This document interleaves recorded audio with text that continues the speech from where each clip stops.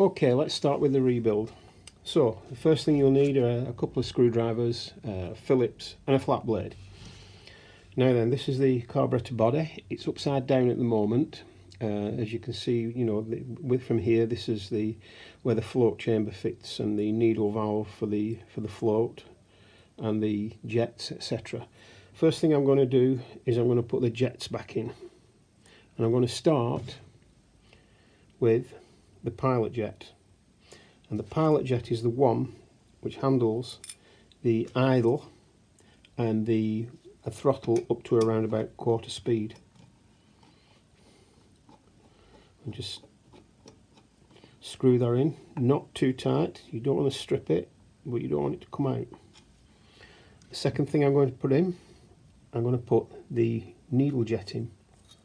This is the main jet, and the main jet is made up of an emulsion tube and a little ferrule there, which the needle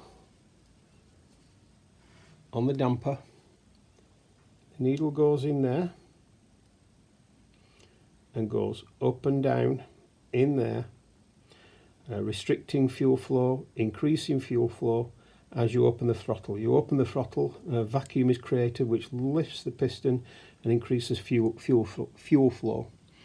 You let go of the throttle, or you twist the throttle back, and the air resistance of the air, the vacuum, lets the piston drop and cuts the flow of fuel off. You'll see that the needle's tapered. That's deliberate.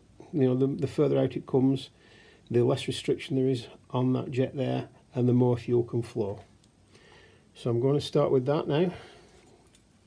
This is the tricky bit, this one. This can be a little bit tricky to install on this bit, so just bear with me. I might have to do a little bit of ferreting around just to get it in, because it's not the easiest of things to go in. Okay, that's in now. And then we follow that with the emulsion tube. Screw that in by hand. And then we finish it off with a flat blade screwdriver. So the pilot jet handles the idling and the throttle up to around about quarter throttle, and the main jet, which is the needle and the jet assembly there, handles everything from a quarter throttle right up to wide open throttle. So now we've got the jets in. Oh, that's the choke jet, by the way. When it's a cold morning, the choke jet comes into operation. Next thing I'm going to do is put the float assembly together. This is the needle valve for the float. The needle valve goes in there, and when the fuel comes in from this direction here, from the fuel tank, the needle valve rises and lowers according to what position the float's at. The float rises and lowers with the fuel level in the float chamber. So when the fuel level's low, the float will be down there, fuel will come in, it will raise the float, and then the needle valve will shut the flow of fuel off when the float chamber is full. So I'm going to drop those two in now. The needle valve hooks on there, and very gently drop the needle valve in the hole there. I'll actually put it upside down, not a good move. Pay attention, Kevin. Drop it in like that, and then you slide the locating pin in. It only slides in, does this. A little bit of a tricky job to do, but there we go. The float's in and it works. And you can test whether or not the needle valve is working by blowing in there and then gently pushing up, and if it stops the flow of air, your needle valve is working. Okay, so we carry on. Let's put the float chamber on, and then we'll screw the float chamber down. 4 screws, do them up diagonally, don't over tighten them. That's the fuel drain for when you empty the float chamber, when you're taking the carburettor off. There's a tube attached to that normally, and it vents out and empties the float chamber.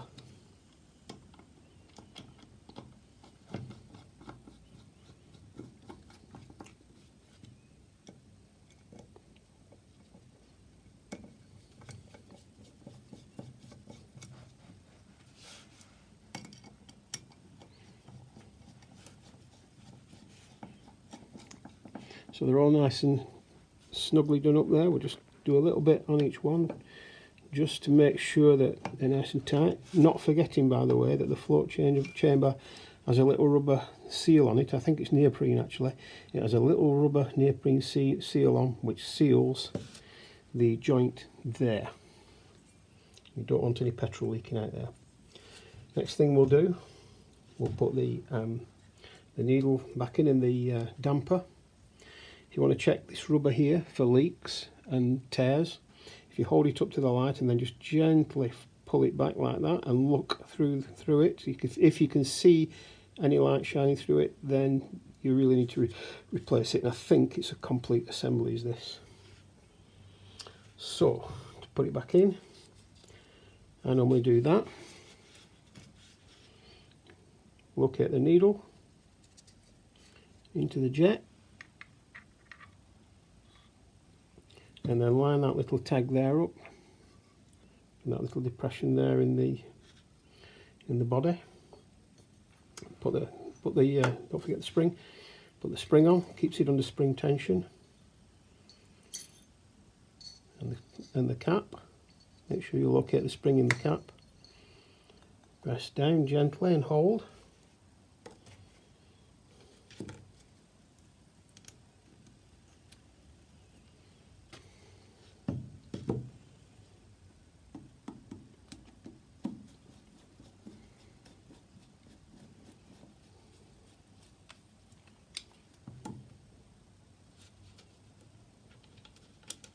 This bracket here holds a vacuum pipe.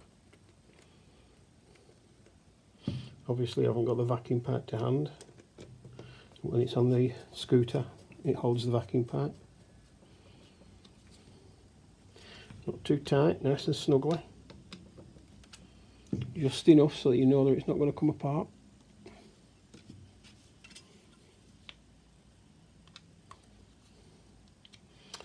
Okay. The next thing we'll put on is the receptacle for the automatic choke, for the electronic automatic choke. There's a gasket with this. You put the little gasket in there. Again, I think that's neoprene. And then you locate the body on there. The automatic choke body attaches to that. I don't have an automatic choke body to hand, or I'd show you. And again, a couple of screws. Not too tight, just snug that up a little bit, then put the other one in.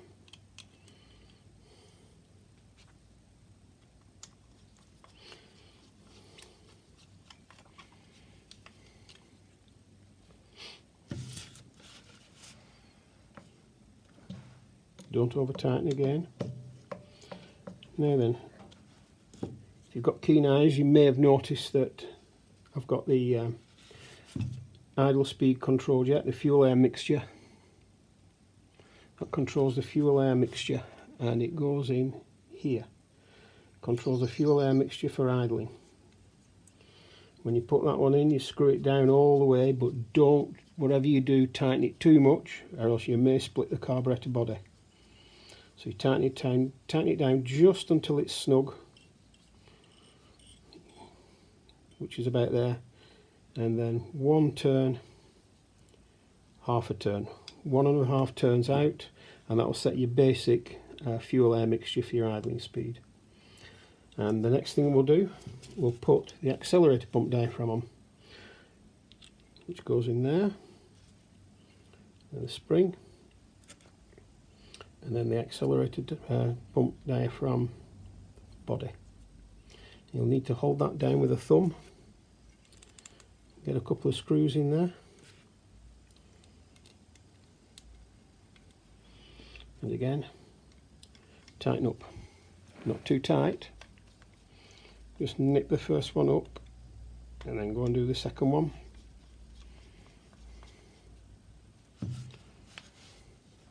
And then nip them up nice and snug. There we go. You can see there, by the way, that's to set the idle speed when the scooter's running. When you pull on the when you twist the throttle, it pulls on a cable which operates this this spindle here, which operates the accelerator butterfly there. the throttle butterfly. And the last thing to go on is the bracket which holds the accelerator cable. So put that on, a couple of screws again, not too tight but not too slack, you don't want them to come off.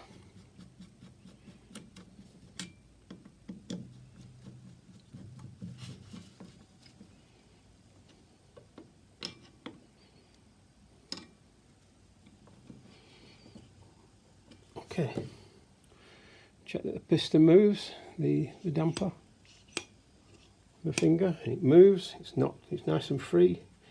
The accelerator moves, and I'll show you here.